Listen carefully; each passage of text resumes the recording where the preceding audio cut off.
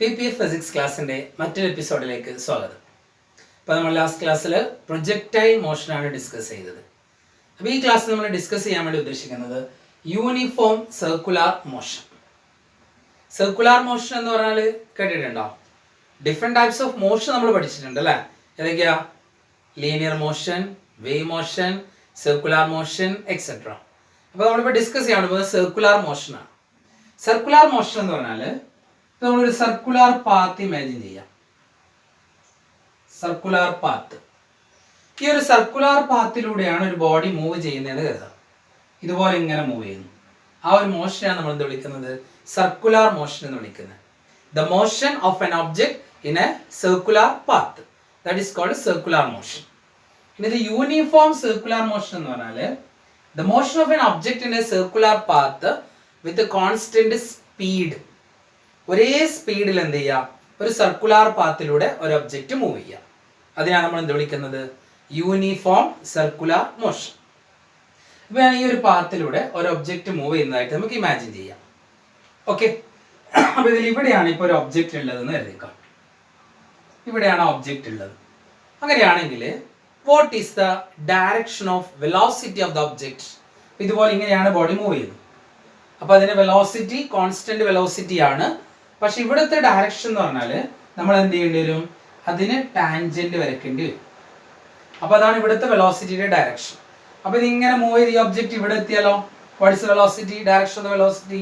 Direction of the velocity എന്ന് പറയുന്നത് ആ പോയിന്റിന് ടാൻജന്റ് വരക്കണം. ഇനി ഇവിടെയാണ് എത്തുന്നതെങ്കിലോ ഇവിടെ എത്തുമ്പോൾ ആ പോയിന്റിന് ടാൻജന്റ് വരക്കണം. ഇവിടെ എത്തുമ്പോൾ what is the direction velocity എന്ന് ചോദിച്ചാലോ അതിന് ടാൻജന്റ് വരക്കുക. ഇവിടെയാണുള്ളതെങ്കിലോ ഇതായിരിക്കും വെലോസിറ്റിയുടെ ഡയറക്ഷൻ. പക്ഷെ വെലോസിറ്റിയുടെ ഡയറക്ഷൻ ആണെങ്കിലും വെലോസിറ്റിന്റെ മാഗ്നിറ്റ്യൂഡ്, അതായത് സ്പീഡ്, അതെപ്പോഴും എന്തായിരിക്കും? കോൺസ്റ്റന്റ് ആയിരിക്കും. അപ്പൊ ഒരു യൂണിഫോം സർക്കുലാർ മോഷനിൽ ആണെങ്കിൽ തന്നെ അതിന്റെ വെലോസിറ്റി എന്ത് ചെയ്യുന്നുണ്ട്? കണ്ടിന്യൂസ് ആയിട്ട് മാറിക്കൊണ്ടേയിരിക്കുന്നുണ്ട്. ഓക്കെ, വെലോസിറ്റി കണ്ടിന്യൂസ് ആയിട്ട് ചേഞ്ച് ചെയ്യുന്നു.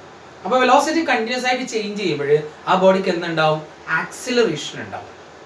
അപ്പൊ ഒരു സർക്കുലാർ പാത്തിലൂടെ മൂവ് ചെയ്യുന്ന ഒരു ഒബ്ജക്റ്റിന് ആക്സിലറേഷൻ ഉണ്ടാവും. That acceleration is called centripetal acceleration. അപ്പോൾ centripetal acceleration എന്ന് പറഞ്ഞാൽ the acceleration of an object undergoing circular motion. ഒരു സർക്കുലാർ മോഷനിൽ സർക്കുലാർ പാത്തിലൂടെ മൂവ് ചെയ്യുന്ന ഒരു ബോഡിക്ക് ഉണ്ടാവുന്ന ആക്സിലറേഷനെയാണ് നമ്മൾ എന്ത് വിളിക്കുന്നത്?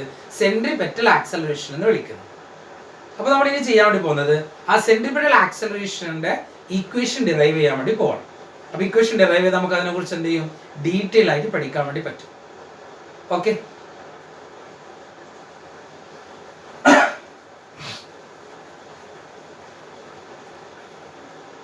ശ്രദ്ധിക്കുക. ഒരു സർക്കുലാർ മോഷൻ ഇമാജിൻ ചെയ്യാം. Circular motion. സർക്കുലാർ മോഷൻ ഒരു ആർക്ക് മാത്രമേ ഇവിടെ വരക്കുന്നുള്ളൂ. ബാക്കി circular path complete. Let this B the centre. ഇത് അതിന്റെ സെന്റർ ആണ്. സെന്റർ നമുക്ക് O എന്ന് കൊടുക്കാം. അപ്പൊ ഇവിടെയാണ് ആദ്യം ഒബ്ജക്റ്റ് ഉള്ളതെന്ന് കരുതിക്കുക. ഇവിടെയാണ് ഒബ്ജക്റ്റ് ഉള്ളത്. ഈ പൊസിഷൻ നമുക്ക് P എന്ന് കൊടുക്കാം. ഇവിടെ ഡയറക്ഷൻ ഓഫ് ദ വെലോസിറ്റി ഇതായിരിക്കും, V എന്ന് കൊടുക്കുക. അതിന് കുറച്ച് സമയം കഴിഞ്ഞപ്പോൾ ആ ഒബ്ജക്റ്റ് ഇവിടെ എത്തിയെന്ന് കരുതും. അപ്പൊ ഇവിടെയാണ് ഒബ്ജക്റ്റ് ഉള്ളതെങ്കിൽ P എന്നുള്ള പോയിന്റ് ഉള്ളതെങ്കിൽ അവിടുത്തെ പൊസിഷൻ വെക്ടർ എങ്ങനെ നമ്മൾ വരക്കുക? നമ്മൾ ഈ സെന്ററുമായിട്ട് റെസ്പെക്ട് ചെയ്യുമ്പോൾ ഇതാണ് ഇവിടുത്തെ പൊസിഷൻ വെക്ടർ. നമുക്ക് R എന്ന് കൊടുക്കാം. കുറച്ച് സമയം കഴിയുമ്പോൾ അത് P ഡാഷ് എന്നുള്ള പോയിന്റിലേക്ക് എത്തി. ഇങ്ങനെയാണ് മൂവ് ചെയ്യുന്നത്. ഇങ്ങനെ മൂവ് ചെയ്തിട്ട് അതെന്ത് ചെയ്യുന്നു? P ഡാഷ് എന്നുള്ള പോയിന്റിലേക്ക് എത്തുന്നു. അപ്പൊ ആ പോയിന്റിലേക്ക് എത്തിയാൽ ഇതാണ് P ഡാഷ് എന്ന് എഴുതിക്കോ. P ഡാഷ് എന്നുള്ള പോയിന്റിലേക്ക് എത്തുകയാണെങ്കിൽ അവിടുത്തെ പൊസിഷൻ വെക്ടർ വരയ്ക്കണമെങ്കിൽ എന്ത് ചെയ്യണം? വിത്ത് റെസ്പെക്ട് ടു സെന്റർ ആകുമ്പോൾ ഇവിടെ നിന്ന് ഇങ്ങോട്ടേക്ക് വരയ്ക്കണം. അതിന് ഞാൻ R ഡാഷ് എന്ന് കൊടുക്കാം.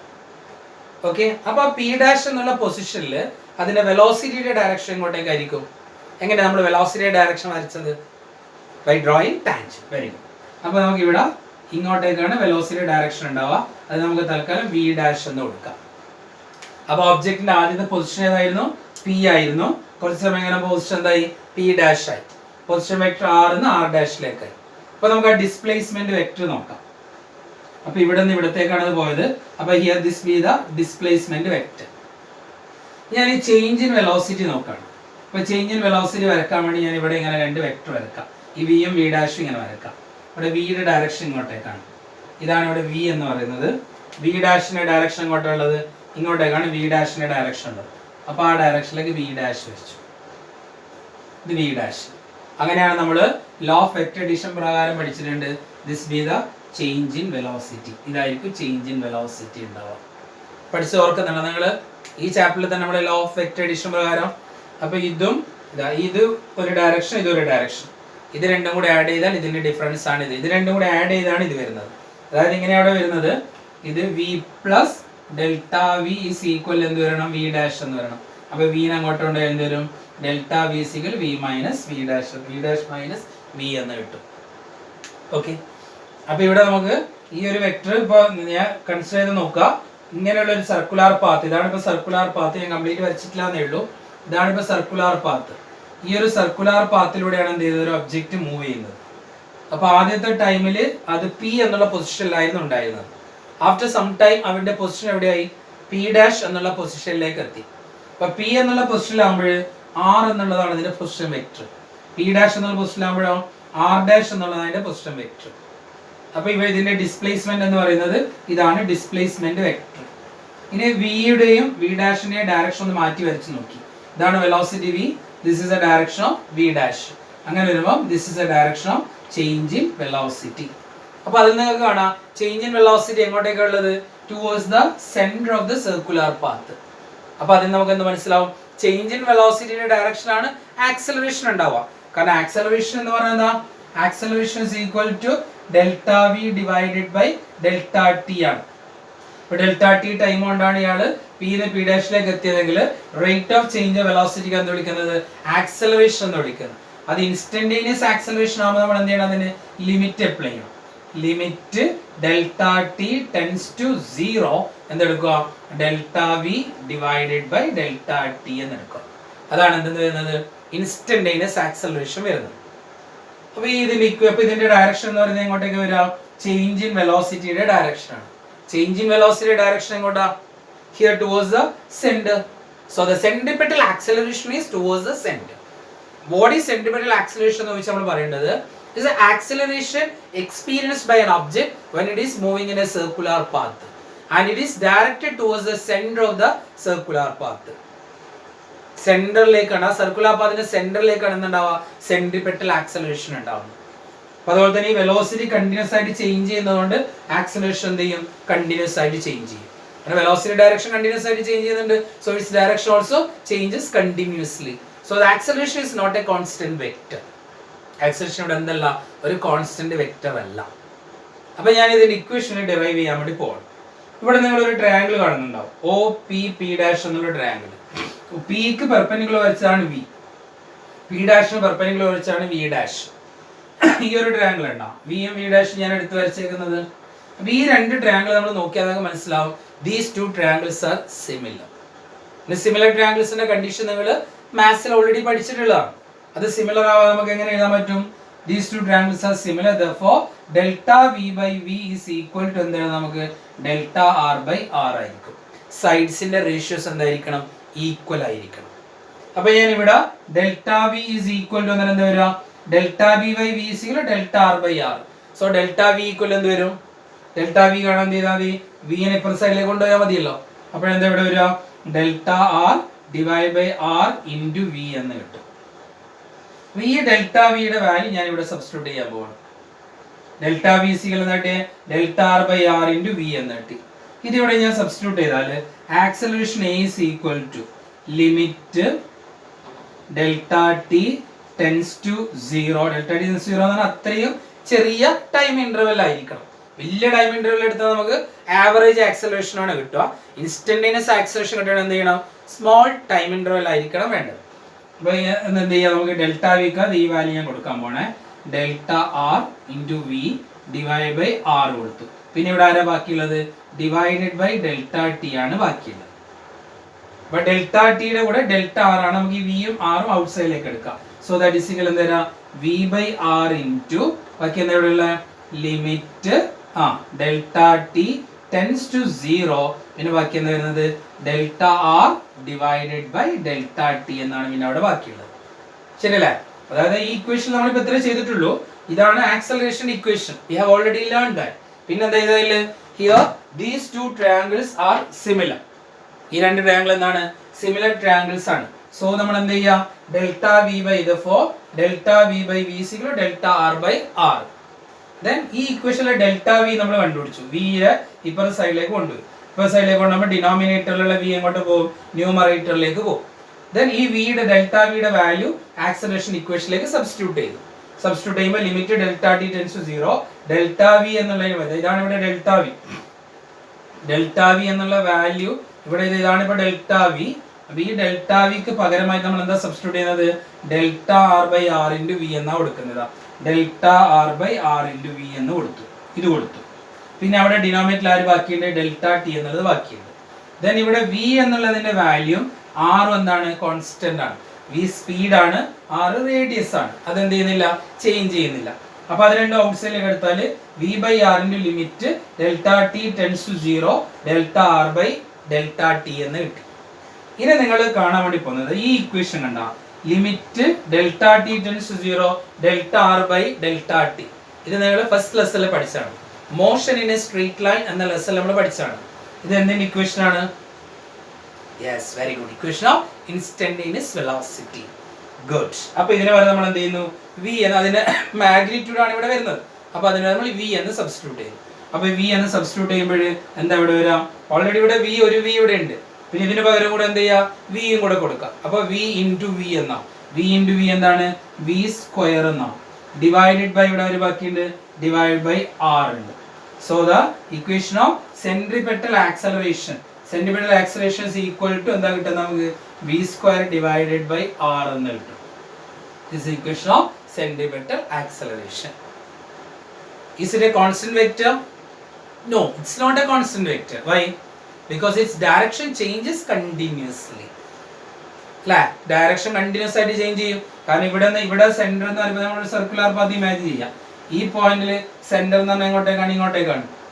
ഈ പോയിന്റ് എടുത്താലോ ഇതാണോ ഡയറക്ഷൻ, അല്ല ഇങ്ങോട്ടേക്ക് വരും. ഈ പോയിന്റ് എടുക്കുകയാണെങ്കിൽ ഇങ്ങനെയാണ് സെന്ററിലേക്ക് വരുന്നത്. So the centripetal acceleration is always towards the center of the circular path. So always towards the center ആണ്, but it changes continuously. ഒരു പോയിന്റിൽ എത്തുമ്പോൾ ഇങ്ങോട്ട് സെന്ററിന്റെ ഡയറക്ഷൻ അല്ല, അടുത്ത പോയിന്റിൽ എത്തുമ്പോൾ ഉണ്ടാവുക. അപ്പൊ അതിന്റെ magnitude v square by r constant ആയിരിക്കും യൂണിഫോം സർക്കുലർ മോഷൻ ആണെങ്കിൽ. പക്ഷെ അതിന് എന്ത് ചേഞ്ച് ചെയ്യും, അതിന്റെ ഡയറക്ഷൻ കണ്ടിന്യൂസ് ആയിട്ട് ചേഞ്ച് ചെയ്യും. That's about uniform circular motion. Okay, ഇനി നമുക്ക് അടുത്തതെന്ന് പറഞ്ഞാൽ നമ്മൾ ഈ ചാപ്റ്ററിൽ നമ്മൾ പ്രോബ്ലംസ് ആണ് ചെയ്യേണ്ടത്.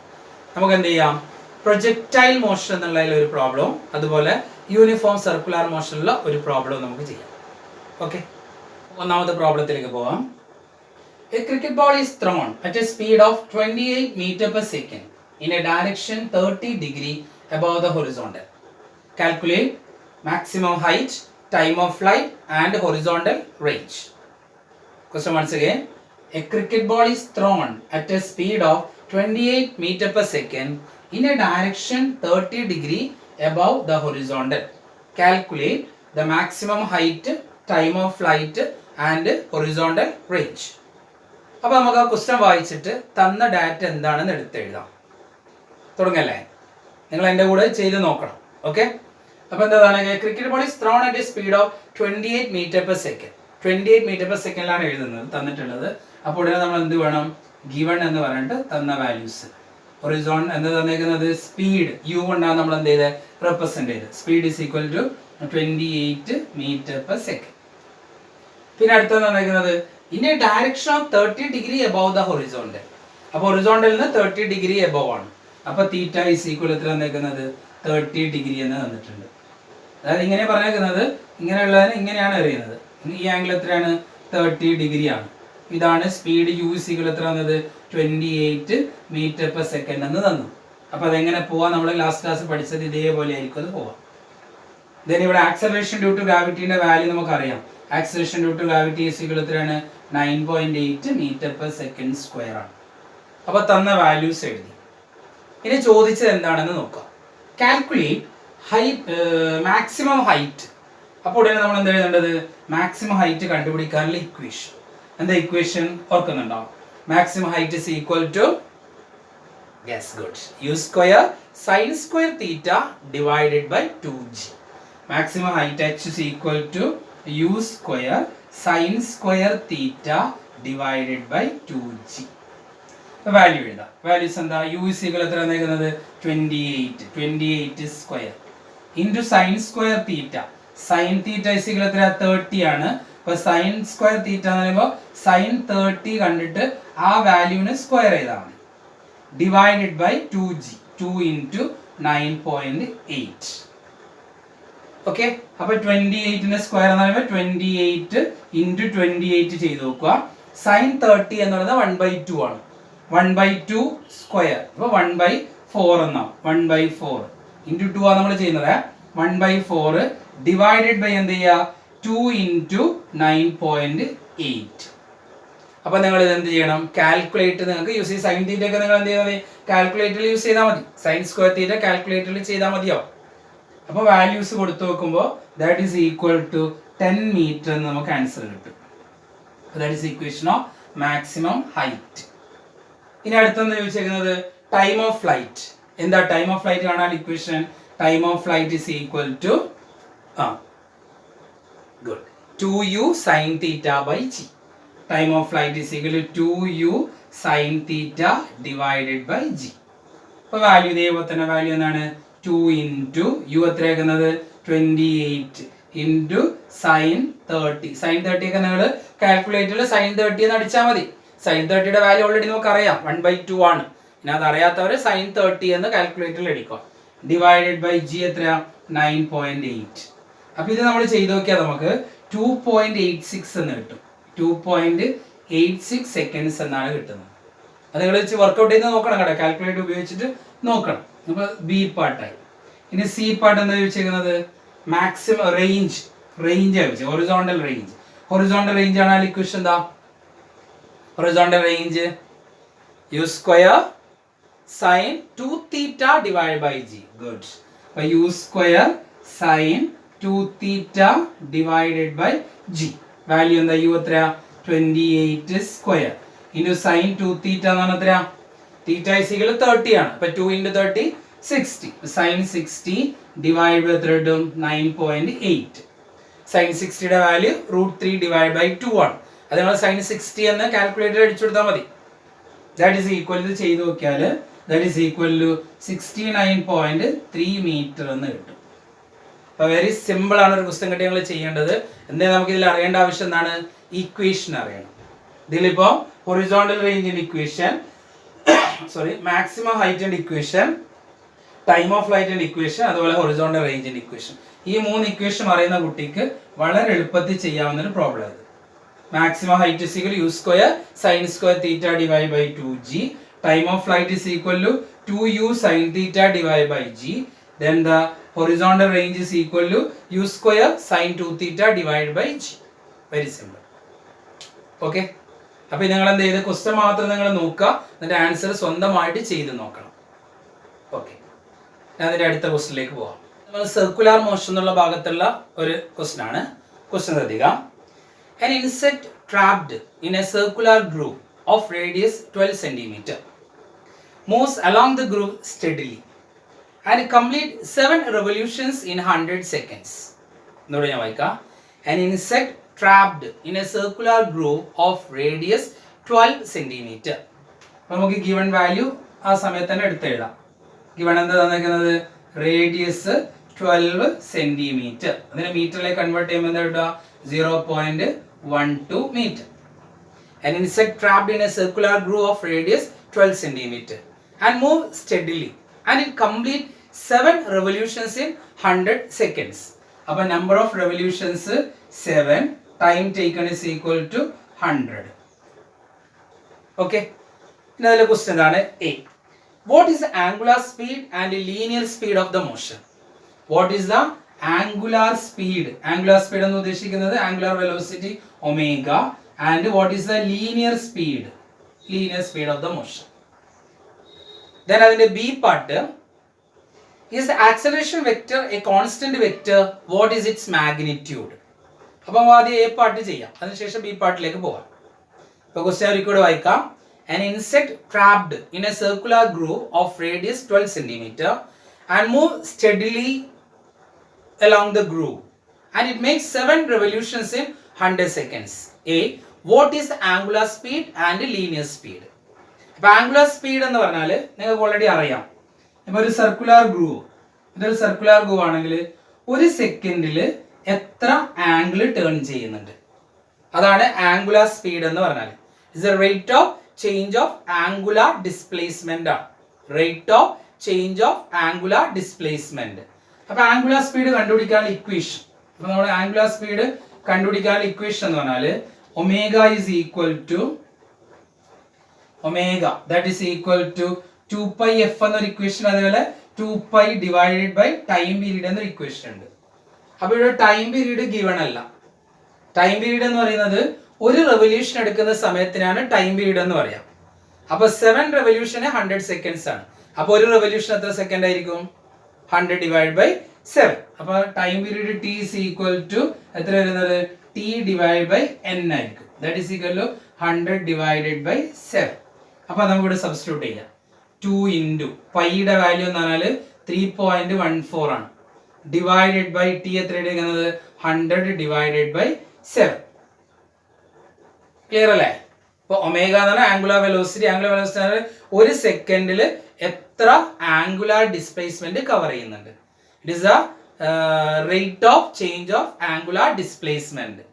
ഇനി അതിന്റെ വാല്യൂസ് നമുക്ക് ചെയ്ത് നോക്കിയാൽ അത് കിട്ടുന്നത് ദാറ്റ് ഈസ് ഈക്വൽ ടു ഇതിന്റെ വാല്യൂ നമുക്ക് ചെയ്ത് നോക്കിയാൽ ദാറ്റ് ഈസ് ഈക്വൽ ടു നമുക്ക് അതിന്റെ വാല്യൂ ഇത് സബ്സ്റ്റിറ്റ്യൂട്ട് ചെയ്ത് നമുക്ക് കിട്ടും. That is equal to 0.44 radian per second എന്ന് കിട്ടും. അതായത് angular displacement omega is equal to angular velocity omega is equal to theta divide by time ആണ്. അപ്പൊ തീറ്റ ഏതാണ് യൂണിറ്റ്? റേഡിയൻ. ടൈമിന്റെ യൂണിറ്റ് ഏതാണ്? സെക്കൻഡ്.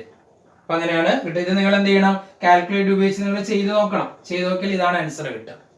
ഇനി linear velocity. Linear velocity v എന്ന് പറഞ്ഞാൽ that is equal r into ഒമേഗയാണ്. v is equal r omega. r ന്റെ വാല്യൂ എത്രയാണ് തന്നേക്കുന്നത്? 0.12 ഇൻറ്റു ഒമേഗ. നമുക്ക് ഇപ്പൊ എത്ര കിട്ടിയത്? 0.44. അപ്പൊ നിങ്ങൾ എന്ത് ചെയ്യാത് കാൽക്കുലേറ്ററിൽ അത് മൾട്ടിപ്ലൈ ചെയ്ത് നോക്കാം. അത് മൾട്ടിപ്ലൈ ചെയ്ത് നോക്കിയാൽ that is equal to 5.3 centimetre per second എന്ന് കിട്ടും. 5.3 സെന്റിമീറ്റർ പെർ സെക്കൻഡ്. അത് നമുക്കത് ഡയറക്റ്റ് മൾട്ടിപ്ലൈ ചെയ്താൽ ഇങ്ങനെ കിട്ടുക 0.053 എന്ന് കിട്ടും. അത് മീറ്റർ പെർ സെക്കൻഡ് ആണ്. അപ്പൊ അത് ഒരു ഡിജിറ്റിന് ശേഷം പോയിന്റ് ഇട്ട് എഴുതാണെങ്കിൽ 5.3 സെന്റിമീറ്റർ പെർ സെക്കൻഡ് എന്ന് എഴുതാം. അപ്പൊ ആംഗുലാർ വെലോസിറ്റി, ലീനിയർ വെലോസിറ്റി. ഇനി അതിന്റെ ബി പാർട്ട് ഇതാണ്. Is the centimetre acceleration a constant vector and what is its magnitude? അപ്പൊ അതൊരു കോൺസ്റ്റന്റ് വെക്റ്റർ ആണോ? No, it's not a constant vector. Why? Because its direction changes continuously. Yes. ഇനി അതിന്റെ magnitude ആണ് equation നമ്മൾ എന്താ കണ്ടുപിടിച്ചത്? Centimetre acceleration is equal to v square divide by r. അപ്പൊ നമുക്ക് അത് സെന്റിമീറ്റർ പെർ സെക്കൻഡ് സ്ക്വയറിൽ കാണാം. അപ്പൊ വിക്ക് എന്ത് ചെയ്യും? നമ്മൾ 5.3 എന്ന് സബ്സ്റ്റിറ്റ്യൂട്ട് ചെയ്യുന്നു.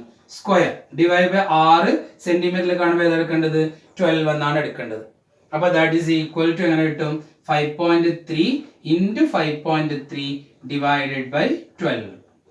അപ്പൊ ആ വാല്യൂ അത് നമ്മൾ ചെയ്ത് നോക്കിയാൽ ദാറ്റ് ഈസ് ഈക്വൽ ടു 2.3 എന്ന് കിട്ടും. 2.3 സെന്റിമീറ്റർ പെർ സെക്കൻഡ് സ്ക്വയർ എന്ന് കിട്ടും. അപ്പൊ നിങ്ങൾ ഈ പ്രോബ്ലംസ്, ഈ രണ്ട് പ്രോബ്ലം നിങ്ങളൊന്ന് ചെയ്ത് നോക്കുക. ഓക്കെ.